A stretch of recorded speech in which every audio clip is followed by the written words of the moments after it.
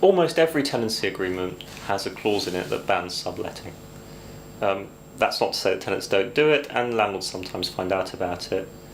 In practice, as a lawyer, my first approach would be to evict anybody who is subletting in a property. There's a danger if you allow the subletting that it will turn the property into an HMO, because you will have two households, and if there are more than 3 people, it will be an HMO. That will change the landlord's obligations dramatically.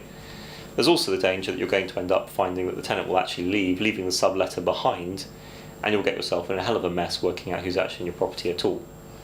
There's also, of course, increasingly a bit of a problem with rogue rent-to-rent, where basically I rent a property telling you it's for me to live in with my family, and before you know it, it's sublet to God knows who, and often a lot of God knows who, and you might find that the right to rent regulations are being breached, the HMO regulations are being breached, and there might be a laundry list of other serious problems there that you need to deal with.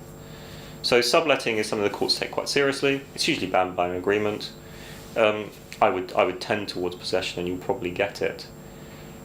If you're not so unhappy with it, you could regularise the position. So if the subletting is one person and they're getting one other person in another room, provided it doesn't make it an HMO, you could write a side letter authorising that sublet with some conditions. Obviously, if it will help pay the rent, that may not be a bad thing.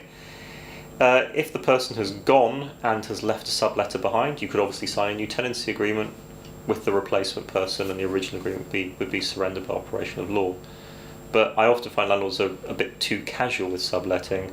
My first response would be to go in fairly sternly and say, this is a breach of the agreement, we need to sort this out, and not sit back on it as many people do.